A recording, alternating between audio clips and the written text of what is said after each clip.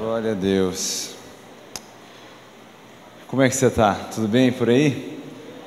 Eu não sei você, mas eu sempre me empolgo quando nós vamos conversar sobre a Palavra de Deus, porque eu acredito que a Palavra de Deus é viva, eficaz e transformadora. Eu acredito que onde ela é apresentada, ela pode mexer com a gente, mesmo se o mensageiro for só um menino, amém? Então hoje eu queria conversar com você sobre a ansiedade. E se só de ouvir que o tema da mensagem é ansiedade você se sentir um pouquinho ansioso, essa mensagem é especialmente para você, amém?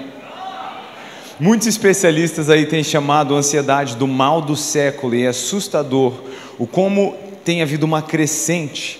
Hoje a ansiedade faz muito mais parte de nossas vidas do que no passado. Algo sobre o nosso estilo de vida acelerado, o nosso excesso de informação tem talvez potencializado, intensificado a ansiedade do nosso meio.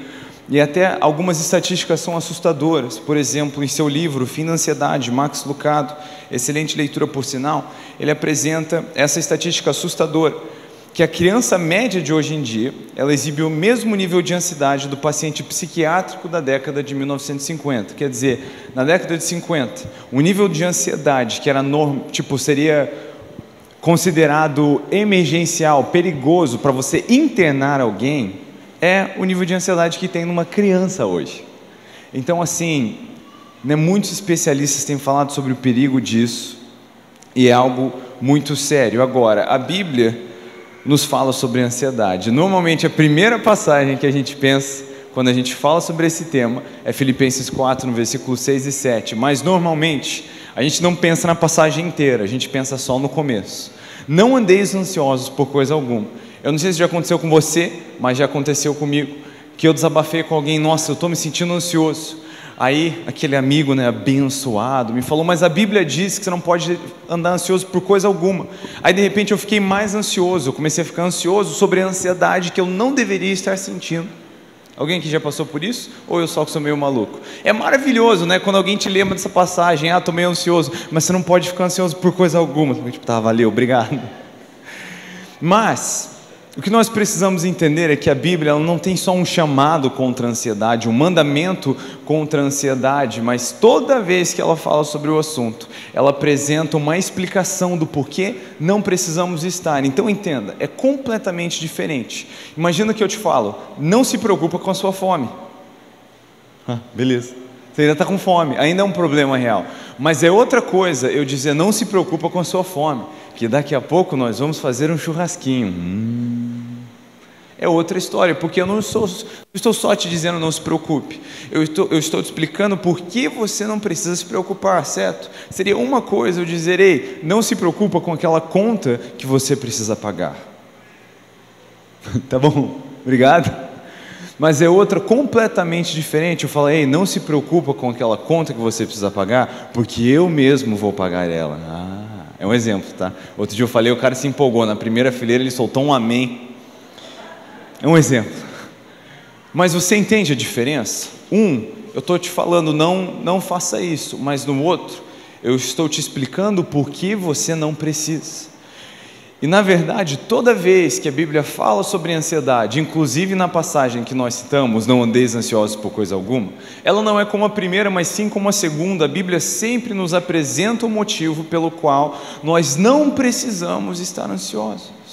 E amados, nós já vamos ler essa passagem na íntegra e falar um pouquinho, analisar pedaço por pedaço, mas vamos estabelecer algo aqui já no começo. Por mais que a ansiedade seja algo crescente, alguma coisa no nosso estilo de vida acelerado, excesso de informação, não são nem 9 horas da manhã, a sua tia já mandou no grupo da família do WhatsApp 5 notícias de tragédia no mundo. Você já começa o dia assim, você está conectado com o que está acontecendo em todo lugar, sofrendo junto com seus amigos de outra cidade. É assim, é um excesso, a gente acaba acompanhando tudo. Mas independente de qual é esse método natural, existe na verdade um auxílio espiritual contra a ansiedade. Vamos ler essa passagem inteira, que é na verdade a fórmula contra a ansiedade. Olha para a pessoa do seu lado e diz para ela: a fórmula contra a ansiedade.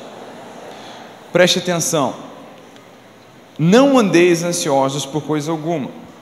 Antes, em tudo sejam os vossos pedidos conhecidos diante de Deus pela oração e súplica com ações de graças. E a paz de Deus, que excede todo entendimento, guardará os vossos corações e os vossos pensamentos em Cristo Jesus. Agora vamos lá, vamos analisar pedacinho por pedacinho. Presta atenção o que a palavra de Deus nos ensina. Primeiro, não andeis ansiosos por coisa alguma. Vamos parar aqui e só analisar esse começo, porque aqui já tem um recado extraordinário. A Bíblia nos ensina a não andar em ansiedade, o que me faz entender que até certo ponto se deparar com ansiedade é inevitável, porque é uma reação natural. Quer dizer, você olha para um problema, você não sabe como lidar com ele, você não sabe qual é o desfecho e existe incerteza no seu coração. O caminho natural é ficar ansioso. Se a gente até olhar para a definição de ansiedade no dicionário, o que é? É aflição, angústia, perturbação do espírito causada pela incerteza. Então eu acredito que até certo ponto você se deparar com ansiedade é inevitável, porque ela vai ser uma reação natural. Mas o que a Bíblia diz? Não andeis ansiosos. Quer dizer, uma vez que você percebe, você engaja numa prática agora, que a Bíblia te ensina, que é o que nós vemos em sequência. Não andeis ansiosos por coisa alguma. Antes, quer dizer, ao invés disso, ao invés do quê? Ao invés de andar ansioso por coisa alguma, tornei os vossos pedidos conhecidos diante de Deus pela oração e súplica. Então, ao invés de ficar ansioso sobre um assunto, o que nós fazemos quando nos deparamos com ansiedade? Em vez de continuar carregando a ansiedade, a gente vai conversar com o papai. A gente vai apresentar os pedidos. Que pedidos? Os pedidos relacionados à ansiedade, o que está nos tornando ansiosos. E nós vamos orar e apresentar isso a Deus. E agora a Bíblia não só diz que essa tem que ser a nossa reação à ansiedade, mas ela mostra para a gente qual deve ser a nossa atitude ao desempenhar essa prática. O método, o jeito que a gente faz isso, a Bíblia diz aqui: oração e súplica com ações de graças. Em outras palavras, nós oramos por esses pedidos com gratidão. Com gratidão. Amados, gratidão por quê? Em primeiro lugar, nós temos um Deus que tem olhos e ouvidos por toda parte, mas quando nós chamamos papai, Ele tem olhos e ouvidos só para nós. Não servimos a um Deus de mentira, como falsos ídolos que têm olhos mas não veem, ouvidos mas não ouvem. O nosso Deus é vivão, Ele ouve, Ele vê, Ele fala. Então, quando nós oramos, podemos fazer isso com gratidão, porque nós temos não somente um Deus, mas um Pai que nos ouve. Às vezes a nossa falta de fé chega a ser triste, né? A gente ora e parece que a gente nem crê que tem alguém ouvindo, né? Você já fez aquela, não é uma oração, é uma choração, né? Deus, se o Senhor estiver aí, é o fundo do poço, né? Do desespero. Se o Senhor estiver ouvindo. Não é assim que nós falamos com o nosso Pai. Nós com gratidão falamos com Ele, porque em primeiro lugar Ele nos ouve. Segundo, nós temos um Deus que não somente nos ouve, mas que nos responde. Então, por isso, quando apresentamos os nossos pedidos em oração, nós fazemos isso não com desespero, mas com ações de graças.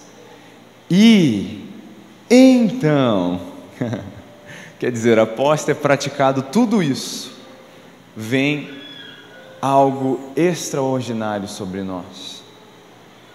E então, a paz de Deus que excede todo o entendimento, quer dizer, não tem explicação racional, humana, ela excede a nossa capacidade de entender, porque no mundo natural não tem explicação. O problema mudou? Não. Mas ela excede todo o entendimento. A paz de Deus que excede todo entendimento guardará os vossos corações e os vossos pensamentos em Cristo Jesus. Agora vamos lá. Qual que é o tema da passagem? Então, do que essa paz vai guardar os nossos corações e os nossos pensamentos? Uau! A Bíblia tem aqui a fórmula, o antídoto, o segredo contra a ansiedade. E se colocamos isso em prática, é impressionante o como funciona. A verdade é que a ansiedade em si, eu não vejo a ansiedade como problema. Para mim, ela revela um problema maior. Porque se o tema dessa mensagem é a ansiedade, eu posso dizer que a essência é a confiança.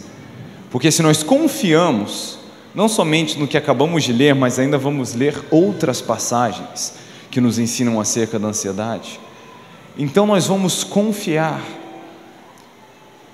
A ansiedade é tipo aquela luz que aparece no painel do carro falando que você tem que checar o motor. Não adianta você gritar com a luz, ela está te avisando de um outro problema. Porque conforme a nossa confiança em Deus cresce, a nossa ansiedade desaparece. Quando eu falo sobre essa passagem, e aqui eu quero dar exemplos para tornar isso prático, porque existe uma batalha na nossa mente quando a gente escuta sobre esse tema. Não, a ansiedade é um negócio natural, mas a Bíblia fala de uma solução sobrenatural, porque Deus não quer que a gente viva desse jeito. Então, independente se é natural, se é emocional, se é sobrenatural, se é falta de vitamina, existe uma palavra que é verdadeira e nunca volta vazia. Mas para deixar prático, é impossível para mim falar sobre essa passagem sem pensar no momento na minha vida onde ela ficou clara, onde eu vi como aquilo funciona. Em 2021, quando a minha filha, ela tinha uns 6 meses de idade, nós tivemos um acidente doméstico. Minha esposa caiu junto com a minha filha. E minha esposa não se machucou muito, ela se machucou um pouquinho, mas ficou bem, só que a nossa filha, ela caiu de cabeça no chão. E foi um alvoroço, um desespero. A gente imediatamente foi para o pronto-socorro, já orando assim, mas desesperadamente orando no carro, em línguas, a gente nunca se sentiu tão aflito. Foi o pior momento de nossas vidas. Assim que a gente chegou no hospital, lá no pronto-socorro, ela vomitou, que é o pior sinal depois de uma contusão começa, e a gente já desesperados. E finalmente a gente conseguiu entrar lá no quarto do hospital e começaram a examinar ela. Só que assim, eu estava aflito, eu nunca me senti tão mal. Foi horrível, horrível. Mas conforme eu estava orando, do desespero, sabe, minha cabeça pensava em 1001 coisas que podiam dar errado. E meu coração estava pesado, mas conforme eu estava orando, eu comecei a me lembrar de quem era o meu pai, com quem eu estava falando. Eu comecei a me lembrar de como eu mesmo devia ter morrido quando nenê, e o Senhor me protegeu, fez algo sobrenatural. Eu comecei a pensar no meu relacionamento com Deus, na maneira como Ele me conduziu até ali, sabe, se manifestou abençoando o nosso casamento. Nós vimos o direcionamento de Deus, inclusive sobre quando era o momento de começar a ter filhos. Tudo até ali tinha sido direcionado por Deus. Eu comecei a pensar sobre a nossa filha, sobre como mesmo antes dela nascer, o Senhor já começou a tornar claro o destino profético da menina para a gente. Antes dela nascer, a gente já estava recebendo palavras do Senhor sobre quem ela era. Existe uma frase que marca a identidade da minha filha. Durante a gravidez o Senhor falou conosco: voz que traz mudança. E a gente já orava com ela desde o ventre. E quando eu comecei a pensar nisso tudo, eu falei: eu tenho certeza que o inimigo está se levantando, não somente contra a nossa filha, mas contra o destino profético dela. Mas eu tenho certeza que o Senhor vai guardá-la. E de repente eu parei de orar a partir do desespero, porque minha perspectiva começou a ficar clara. Eu comecei a me lembrar de tudo que Deus estava fazendo. E de repente, não mais a partir do desespero, Deus, faz alguma coisa, mas com ações de graça, sabendo que o meu Pai me escuta e que Ele iria me socorrer, eu comecei a descansar em Deus, porque assim é a fé. Fé é como Sadraque, Mesaque e Abednego.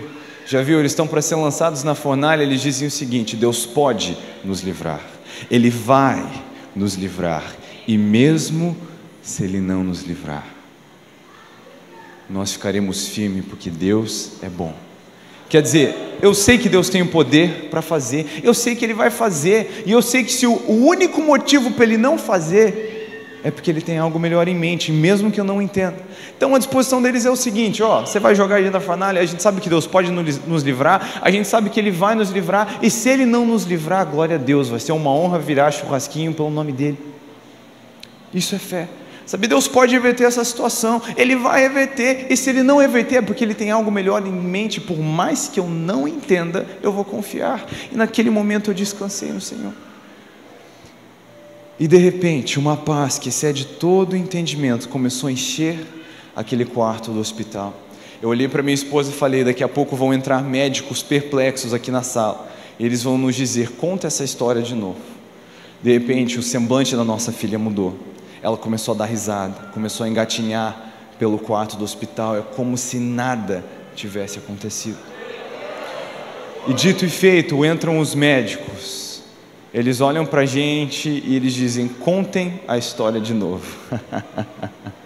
A gente contava a história, vocês têm certeza? Sim, a gente tem certeza, mas Deus está guardando a nossa filha. E gente, foi um milagre. Ela ficou sem sequela nenhuma desse episódio, como se nunca tivesse acontecido. No dia seguinte, nós entramos no carro e na volta para casa nós começamos a louvar ao Senhor. E se você é alguém que gosta de acompanhar as músicas, foi nesse caminho da volta do hospital para casa que eu escrevi Eu e Minha Casa, porque nós vimos o Senhor agir em favor da nossa filha. E agora, olha o tiro no pé que o diabo deu, porque agora a menina tem 2 anos de idade e já tem testemunho para contar do que Deus está fazendo na vida dela. Ela tem 2 anos e já tem história do como a mão do Senhor tem aguardado e a protegido. A menina já tem testemunho. Mas nesse dia algo ficou claro para mim, porque a gente estava naquele quarto de hospital. A gente tinha um resultado médico? Não. A gente sabia como é que as coisas ficariam? Não. Mas nós confiamos, apresentamos os nossos pedidos em ações de graças, com gratidão, e de repente a paz que excede todo entendimento guardou os nossos corações e os nossos pensamentos. A palavra de Deus é verdade. Sabe, nós podemos confiar no que a palavra nos ensina. De novo, toda vez que a palavra de Deus fala sobre ansiedade, ela não somente diz para a gente não estar ansiosos, mas ela apresenta juntamente com um mandamento, uma explicação, um motivo pelo qual nós não precisamos estar. Leamos agora Mateus 6, versículo 25 ao 34.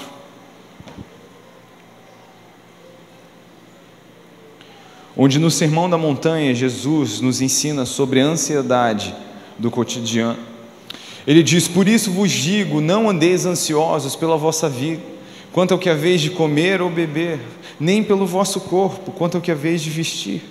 Não é a vida mais do que o alimento, e o corpo mais do que as vestes? Observai as aves do céu, não semeiam e nem colhem, nem ajuntam em celeiros, contudo, vosso Pai Celeste as sustenta. Porventura não valei vós muito mais do que as aves? Qual de vós, por mais ansioso que esteja, pode acrescentar um côvado ao curso da sua vida? E por que andais ansiosos quanto ao vestuário? Considerai como crescem os lírios do campo, eles não trabalham nem fiam. Eu, contudo, vos afirmo que nem Salomão, em toda a sua glória, se vestiu como qualquer deles. Ora, se Deus veste assim a erva do campo, que hoje existe e amanhã é lançada no forno, quanto mais a vós outros, homens de pequena fé.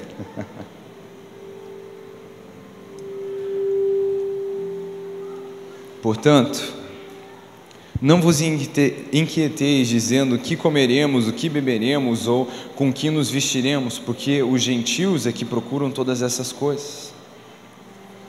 Pois vosso Pai Celeste sabe que necessitais de todas elas. Buscai, pois, em primeiro lugar o seu reino e a sua justiça, e todas estas coisas vos serão acrescentadas. Portanto, não vos inquieteis com o dia de amanhã, pois o dia de amanhã trará os seus cuidados. Basta ao dia o seu próprio mal. Uau! Que privilégio poder ouvir Jesus ensinando sobre ansiedade. Mas, de novo, não tem só um não faça isso, tem um porquê não precisamos. Por que a gente não precisa andar ansioso acerca do que comer, do que beber, do que vestir? Porque o nosso Pai Celeste sabe que precisamos dessas coisas. Ele sabe. Então Jesus nos oferece uma troca, que ao invés de viver procurando essas coisas, nós podemos buscar em primeiro lugar o seu reino e a sua justiça, e todas essas coisas nos serão acrescentadas. Uau! Existe um porquê. Eu lembro quando eu estava terminando o ensino médio, orando pelo direcionamento de Deus, apareceu uma oportunidade extraordinária. Eu recebi uma bolsa para estudar numa escola bíblica nos Estados Unidos. Eu entendi aquilo como um direcionamento de Deus. Eu já tinha começado a trabalhar cedo, estava guardando dinheiro, comprei minha passagem, fui, consegui um emprego online, estava empolgado para começar. Só que na época eu não podia trabalhar nos Estados Unidos com o visto que eu tinha, então eu estava morando lá, mas ganhando em real. Na época o dólar era 2,8, eu achava um absurdo, né? Ver o meu salário dividido por 3. Mas eu estava lá, me esforçando, contando centavos, tentando fazer acontecer. E eu tive um mês, que sabe quando a vida faz aquele truque de mágica assim? Eu vou fazer o seu dinheiro desaparecer. Puf, todas as emergências aconteceram ao mesmo tempo. E aí, meu dinheiro sumiu. E eu lembro que faltavam 3 dias para eu receber o meu salário do próximo mês, então eu liguei para o meu pai. Eu falei: pai, seguinte, deu BO aqui e eu não teria te ligado, estou tentando ser crescido, mas assim, coisa está feia. Eu já não tomei café da manhã, eu não almocei e eu não vou jantar. Tipo assim, a grana acabou, para não dizer que eu estou zerado. Eu tenho o último dos moicanos, uma nota de 5 no meu bolso, se eu precisar implorar pela minha vida, entendeu? É para mais sinistra emergência que está reservado esse 5 aí. Mas você não tem como me ajudar? Meu pai do outro lado, talvez você já ouviu essa história, que ele gosta de contar ela também. Meu pai do outro lado ficou quieto um pouquinho, ele falou: não. Eu falei: você não pode me ajudar? Ele falou: eu posso, eu só não quero. Eu falei: pai, você entendeu que eu estou sem grana para comer? Ele falou: sim, mas você já fez um jejum de 3 dias antes, faz outro. E eu na hora fiquei indignado. Eu discuti um pouco com ele, mas, gente, eu estava falando nessa época de constituir família. Ele tinha que jogar duro comigo. Foi uma direção que ele recebeu de Deus. Na hora eu não entendi, mas depois eu fiquei grato. Eu falei para ele: pai, não foi culpa minha, foi uma emergência. Ele me disse: se você não tinha uma poupança para emergência, foi culpa sua. Pensa num guri que ficou bom de orçamento depois dessa. Ele não me ajudou, então eu desliguei. Falei: bom, bora jejuar, né? Eu estava pensando, né, em fazer um jejum. Já ouviu falar do jejum involuntário?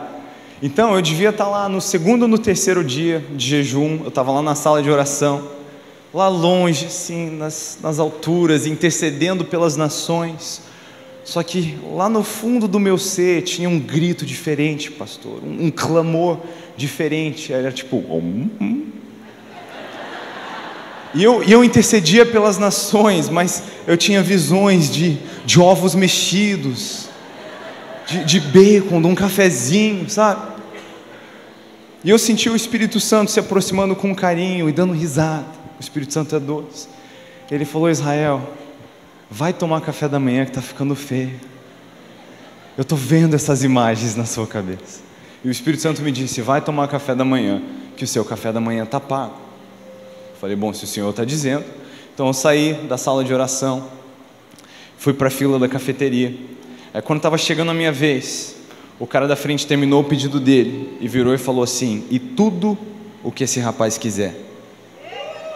Eu devia ter tido a sua reação, mas o que eu falei? Eu falei: não, imagina, não precisa. Ele: sim, o que esse rapaz quiser. Eu falei: então me vê um cafezinho sem açúcar, por favor. Ele olhou para mim e falou: você não está entendendo?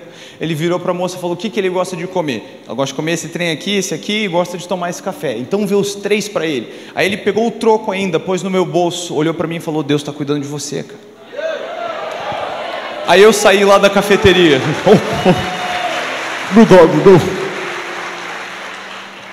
Caiu bem aquele café da manhã, mas eu fiquei assustado.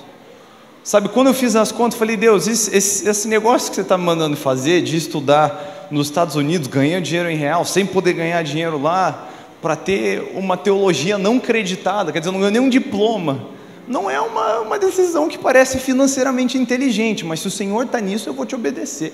Gente, eu vi Deus prover e cuidar para cada passo do caminho, porque se buscamos em primeiro lugar o reino de Deus, todas as coisas são acrescentadas. E gente, eu ouso dizer que não são só as necessidades básicas, eu vejo o Senhor me mimando.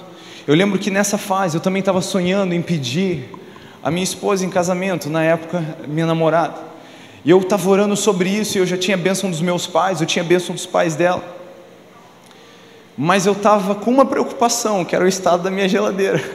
Assim, eu vou ter que ser o homem, o provedor da casa, está difícil de cuidar de uma, como é que eu vou cuidar de dois?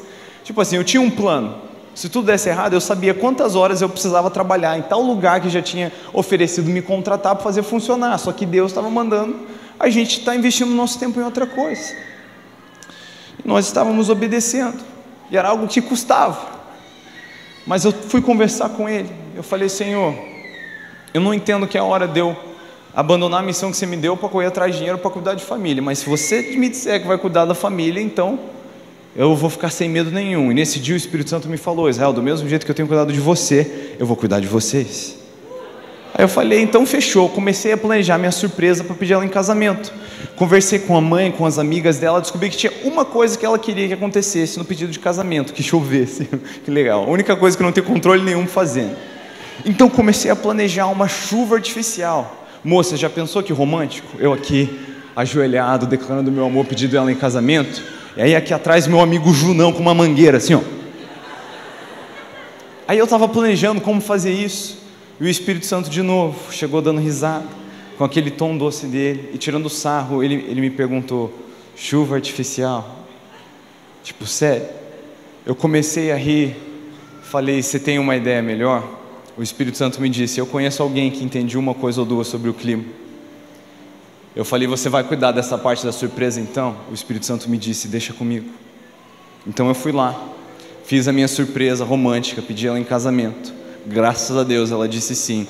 Na hora que ela disse sim, começou a chover. Não dá para inventar essas histórias não. Na verdade começou a chover muito, foi a chuva mais forte que eu já vi na minha vida. Foi descaradamente o Senhor, a gente precisou sair correndo, se esconder da chuva. Mas não tem como inventar essas coisas. Sabe, existem duas mulheres que são heroínas bíblicas, Sifrá e Puá. Êxodo 1, no versículo 20 ali fala delas. Elas eram parteiras hebraicas, e quando o faraó manda elas matarem os meninos hebreus, a Bíblia diz que elas temeram mais ao Senhor do que a faraó, porque elas sabiam que Deus não estava no negócio de assassinar bebês, então elas não fizeram isso. E aí a Bíblia diz que porque elas temeram ao Senhor, porque elas honraram ao Senhor, Ele deu para elas as suas próprias famílias. Quer dizer, anota aí, moça, você que está aí solteira, orando, essas moças, elas simplesmente honraram ao Senhor, buscaram o Senhor em primeiro, e Ele deu para elas maridos e crianças. A Bíblia diz que um cônjuge é uma dádiva do Senhor, que os filhos são presentes dele, são sua herança. Então, nós vemos o Senhor indo além do que são simplesmente necessidades básicas. Ele cuida de cada aspecto da nossa jornada. Agora, não é uma troca que nós fazemos para a gente ganhar prêmios. A palavra de Deus nos ensina: deleita-te no Senhor, Ele satisfará os desejos do seu coração. O que a Bíblia está dizendo não é que se você buscar o Senhor, Ele vai te dar um monte de brinde. É que se você se deleita nele, cada um dos desejos do seu coração são satisfeitos. Ele é tudo e não falta nada para quem tem tudo. Então, com o Senhor é assim, Ele cuida de nós, mas mesmo se não houver essa provisão, nós encontramos a maior alegria do mundo. Quer dizer, não servimos ao Senhor por brinde, servimos porque Ele é digno da nossa vida. E mesmo se a gente precisar perder a cabeça por conta do Evangelho, vale a pena, e acontece. Inclusive na Bíblia, morrer pelo Evangelho é algo normal. É por isso que Paulo, mesmo preso, vive contente, diz: glória a Deus. Olha que boa notícia, agora na guarda pretoriana tem um guarda algemado comigo por 24 horas, preso comigo por um dia inteiro para escutar do Evangelho. Deus seja louvado. Ele preso vai lembrar o povo, os crentes soltos, para se alegrar no Senhor, porque a alegria no Senhor é a nossa força.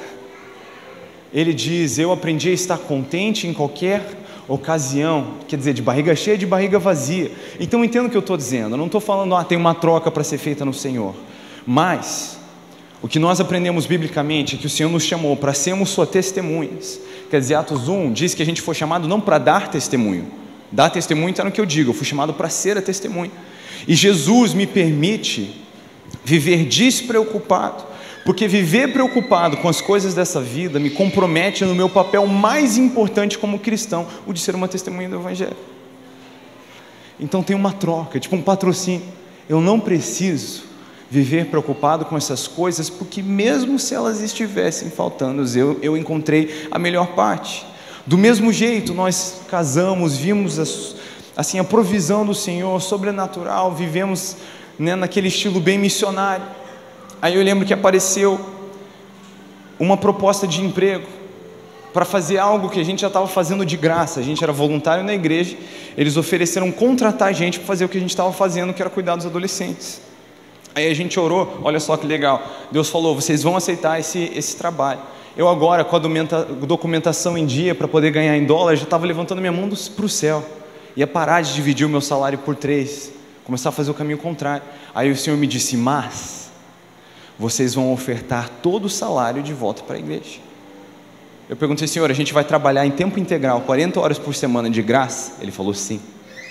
Ele falou, isso vai ser um sinal profético, porque você não veio para essa terra por causa do dólar, você veio para servir a minha igreja como missionário, então deixa isso entrar na sua cabeça. Então me reuni com o pastor, eu falei, pastor, aceitamos o trabalho, mas só se vocês ficarem com todo o salário.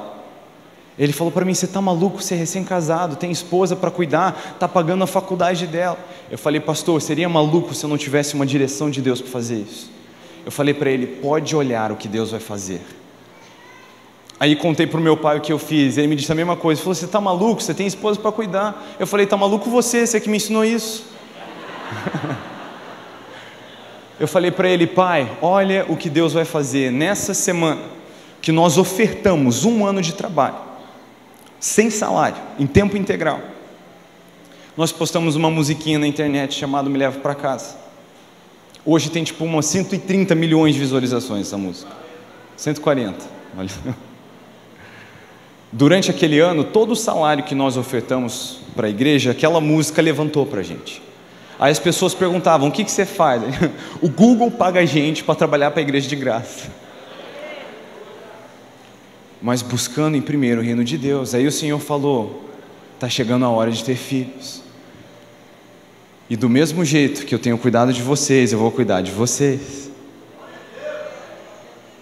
Porque a gente tem que tomar cuidado. Quando o Senhor é o Senhor sobre as nossas vidas, o casal não pode dizer, quando que vocês vão ter filhos? Quando o dinheiro estiver melhor. Espera aí, é Mamon que decide quando teremos filhos? Ou será que ao invés disso nós deveríamos dizer, quando o Senhor quiser? Das cadeiras? Eu vou contar a história da cadeira. E aí vimos o Senhor dando um up na provisão quando as crianças chegaram. E assim vai de novo, mas é um ciclo. Eu não me preocupo com essas coisas. E se a economia do mundo implodisse, amado, isso não é frase de efeito. Eu não tenho dúvida que as aves do céu iam aparecer com comida para minha família.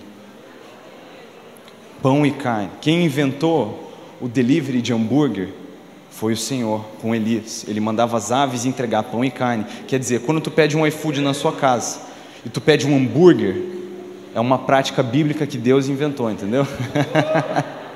Mas o pastor pediu para eu contar a história das cadeiras nessa igreja. Nessa igreja nós servimos por 3 anos, fazendo tudo que você consegue imaginar, menos o que eu mais gosto de fazer, que é pregar. Eu sinto meu chamado é pregar, me divirto pregando. Você ouviu falando no vídeo ali, né? Eu não sei se alguém foi abençoado, mas eu me diverti, porque é algo leve para mim. Eu amo falar sobre a palavra de Deus. Eu sinto que eu para isso nasci e vim ao mundo. E lá na minha igreja eu fazia tudo menos pregar. Eu lembro um dia que eu estava lá sozinho, empilhando as cadeiras, que a gente tinha limpado o carpete, eu estava lá mexendo nas cadeiras. E aí, me deu uma saudade de pregar, assim. Eu me senti, na minha arrogância, meio que mal utilizado, entendeu? Lá, mexendo nas cadeiras sozinho. E não é tipo cadeira de plástico, porque lá a galera é maiorzinha, né? Então tem aquelas cadeiras de ferro, pesadas, eu estava lá. E aí eu olhei e pensei, cara, que saudade de pregar. O Espírito Santo falou comigo, você não entendeu nada.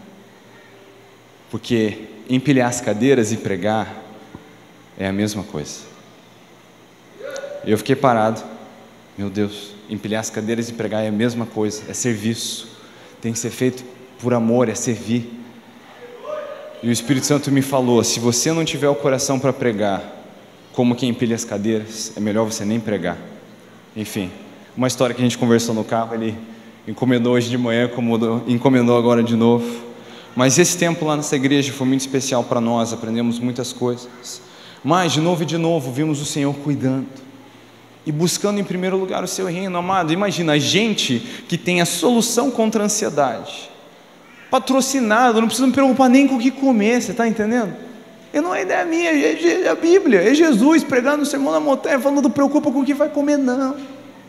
Deus sabe do que você precisa. Imagina que tragédia se a gente então, que tem a solução contra a ansiedade, sucumbisse a ela.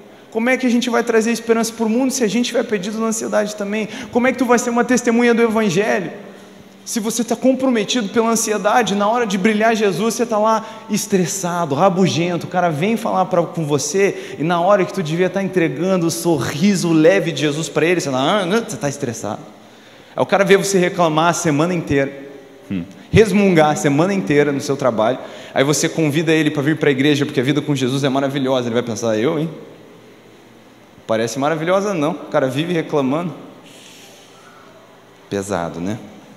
1 Pedro 5, no versículo 7, lancem sobre ele toda a sua ansiedade, porque ele tem cuidado de vocês. A Bíblia diz para lançar sobre o Senhor toda a ansiedade que parece espiritual o suficiente, né? Não.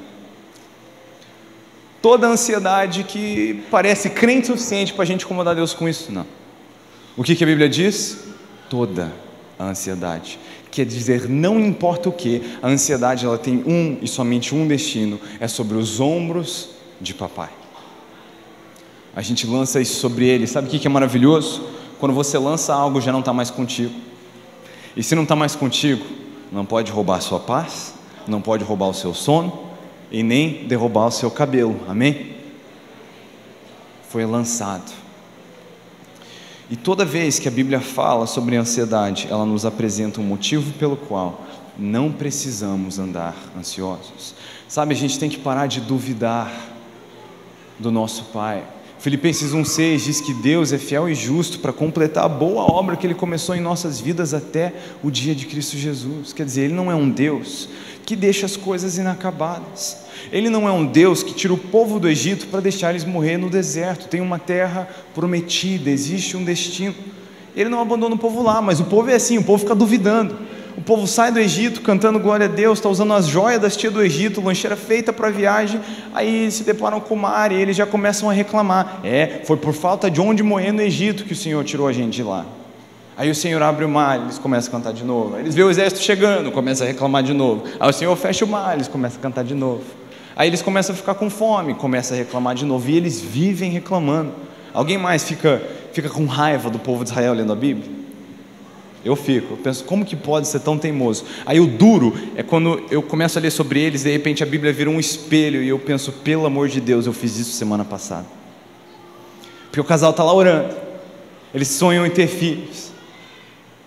Aí o Senhor vai lá, abençoa eles com uma criança. Aí eles começam a ter dificuldades na criação de filhos, e foi por falta de onde morrer no Egito que o Senhor nos tirou de lá. Mas peraí, será que Deus que te tirou do Egito, que abriu o mar, que fez chover um maná, que acompanhou o povo como um pilar de fumaça durante o dia, um pilar de fogo durante a noite, foi conduzido e liderando o caminho, não vai continuar cuidando de você? E se ao invés disso, em vez de falar: Senhor, Tu me abandonou agora, você fosse e orasse: Senhor, nós precisamos de direcionamento do alto para criar essa criança que Você nos deu. Nós sabemos que ele é um projeto Teu, não é só um sonho nosso, então nos ajuda. Aí o camarada está lá orando para conseguir aquele emprego, para passar naquela faculdade. Ele sabe que o Senhor deu um gás nele, ele estudou duro, mas tinha gente mais qualificada do que ele para o emprego. Mas ele conseguiu. Ele dá glória a Deus, celebra o testemunho na célula. Eles pedem pizza para celebrar na célula. Mas daí ele começa a ter dificuldade. Ele está: Deus me abandonou. Foi por fato de ele morrer no Egito que Ele me trouxe para cá. Mas peraí, Será que Ele não vai nos conduzir até o final? Amados, nós precisamos entender que o Deus que abre o Jordão é o Deus que derruba a muralha. E não importa quantas situações apareçam, a gente tem que estar no posicionamento firme. Deus pode fazer, Ele vai fazer. E se Ele não fizer, eu vou confiar primeiro e entender depois. Imagina como é que estava para José naquela cisterna. Tudo que ele vê é que ele está no fundo do poço. Ele com certeza está orando: Deus me tira daqui, Deus me tira daqui. Aí a coisa piora, ele é vendido como escravo, vai para o Egito, mas em todo esse momento ele continua firme, devoto ao Senhor, dedicado. Aí ele está na casa de Potifar, o que ele faz? Exerce o dom que Deus deu para ele, administra. Aí ele é preso injustamente, aí ele começa a dizer: Deus, tu me abandonou? Não. O que a Bíblia diz? Que ele virou o chefe dos presos, continuou administrando lá dentro. Porque era o dom, era o chamado que Deus tinha para a vida dele, fazendo as coisas como para o Senhor. O cara tinha um zelo. Aí de repente, com 30 anos de idade, ele se torna o segundo homem mais poderoso da nação mais poderosa da terra. Ele salva a família e a nação dele inteira. E aí ele deve ter pensado: nós vimos ele conversando com os irmãos, certamente foi Deus quem organizou tudo isso. Mas quando ele está lá na cisterna, o que ele vê? Ele está no fundo do poço. E a oração do desespero é: Deus me tira daqui. Mas nós, como filhos maduros, nós podemos orar: Senhor, por que você me trouxe aqui? O que o Senhor está aprontando? Porque a nossa posição tem que ser essa: Deus pode nos livrar, Ele vai nos livrar. E se Ele não nos livrar, se Ele não me tirar dessa cisterna, se Ele não me libertar da escravidão, se Ele não me tirou dessa prisão ainda, é porque não está na hora. E de repente nós olhamos para trás e é isso que Deus estava fazendo, mas confiamos nele em toda etapa do caminho. Amém? Você pode ficar de pé, para parecer que a gente está acabando. Eu queria concluir contando uma história. Sabe, uma vez, num voo, começou a ter uma turbulência muito severa, e o pessoal começou a ficar preocupado, e você escutava lá no fundo do avião aquelas orações, sabe? Senhor, me perdoa por tudo que eu te fiz. O pessoal botando a vida em dia, né? Se esse trem cair, é melhor pedir perdão. A coisa estava feia. E no meio de toda a comoção, tinha um rapazinho de 10 anos sentado, balançando os pés na cadeira assim. Do lado dele tinha uma senhora que estava voando pela primeira vez, muito nervosa. Ela olhou para a calma do menino e pensou: esse aqui deve ser uma daquelas crianças que começou a viajar cedo de avião e já está acostumado com isso. Então, puxando conversa com ele, até para tentar se distrair naquela turbulência, ela pergunta para ele: esse tipo de turbulência é normal? Ele vira para ela e diz: não sei. Ela: ué, mas você viaja de avião bastante? Ele diz: não, primeira vez, balançando os pezinhos. Aí ela ficou meio indignada, pergunta para ele: por que você está tão calmo? Aí o menino virou para ela, abriu um sorriso e disse: meu pai é o piloto. Amados, eu não sei qual que é a turbulência que você está enfrentando hoje, mas eu ouvi dizer que o piloto é dos bons. E por que eu digo que a ansiedade é inimiga da confiança? Porque se nós confiamos na palavra de Deus, que é a verdade, em tudo que nós acabamos de ler sobre a ansiedade, a gente não tem por que ficar perdido na ansiedade. Então por isso que eu digo, conforme a nossa confiança cresce, a ansiedade desaparece. Conforme eu entendo quem é o piloto, toda a ansiedade começa a ir embora. E eu já tive situações na minha vida que eu orei que fossem revertidas, que não foram revertidas. Eu já morei numa cidade por 5 anos, pedindo: Deus me tira daqui. Foi só no 3º ano que eu entendi que Deus não ia me tirar de lá, foi Ele que me enviou para lá. Ele queria que eu ficasse mais um pouco, numa circunstância que não me era agradável. Mas uns anos depois, eu, como José, disse: era isso que o Senhor estava fazendo. E aí nós temos gratidão pelo sim do Senhor e pelo não do Senhor. Então a nossa postura pode ser uma só. Você está entendendo? Se nós confiamos no nosso papai, então não vamos dar lugar para a ansiedade. E nós temos a fórmula, nós temos o antídoto, nós temos a receita contra a ansiedade, e um Deus que é fiel, justo, que nos guarda, nos cuida até o final dessa jornada. Vemos servos do Senhor que tiveram que entregar suas vidas pelo Evangelho, perderam tudo. Mas quando isso aconteceu, não foi uma tragédia, porque Deus sabia o que estava fazendo. Então, nos resta uma coisa só: confiar. Ele pode fazer, Ele vai fazer, e mesmo se Ele não fizer, eu vou descansar no meu Pai. Eu vou descansar, porque o piloto sabe o que está fazendo. Amados, eu queria fazer 2 convites para você nessa noite. Primeiro, obviamente, se existe um mandamento contra andar em ansiedade, nós podemos concluir que andar em ansiedade é um pecado, é errar o alvo.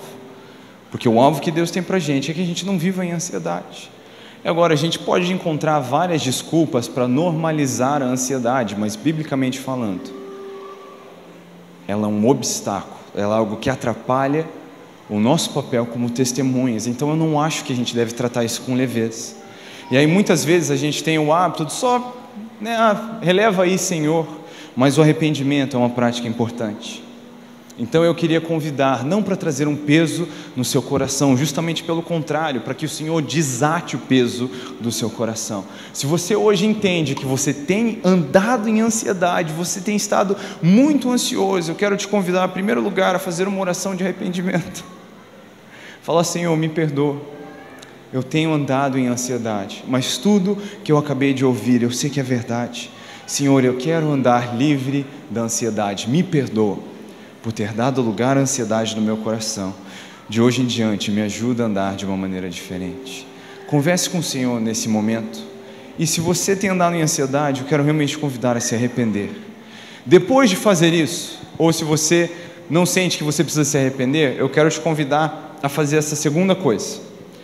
Tá bom? Nós vamos colocar em prática o que a palavra diz, porque a palavra é verdade. Então, aquelas coisas que têm te deixado ansioso, agora a gente vai praticar Filipenses 4, 6 e 7. O que você vai fazer nesse momento com a sua boca? Você não vai só pensar, você não vai só sentir, você vai falar. Com a sua boca você vai falar com o Senhor. Você vai falar: Pai, tal coisa e tal coisa e tal coisa tem me deixado ansioso, mas eu sei que você cuida de mim. Eu lanço minha ansiedade sobre os seus pés. E nós vamos fazer isso agora com gratidão. Não é para fazer na incredulidade. Deus, você cuida do menino aí, mas não sei se vai fazer comigo. Assim você já fez tudo errado. Com gratidão: Deus, eu sei que Ele não é seu filho predileto. E se Ele tem vivido essas coisas com você, como o pai dele, eu sei que eu posso viver também. Com gratidão você vai apresentar os seus pedidos de oração ao Pai. Amém? E em 2 minutinhos que nós vamos tirar agora para orar, você vai ver que a paz que excede todo entendimento vai encher esse prédio, tá? Agora vai ser o momento prático, você vai para casa agora encorajado, vendo como essa fórmula bíblica funciona, e você vai poder caminhar mais leve, sem deixar a ansiedade atrapalhar e comprometer o papel que você tem como uma testemunha de Cristo na sociedade, amém? Então nesse momento, se você precisa se arrepender, se arrependa, e após isso, torne os seus pedidos conhecidos em oração ao Pai, com ações de graças. E a paz que excede todo entendimento vai guardar o seu coração e o seu pensamento. Fale com o Senhor agora, por 2 minutinhos.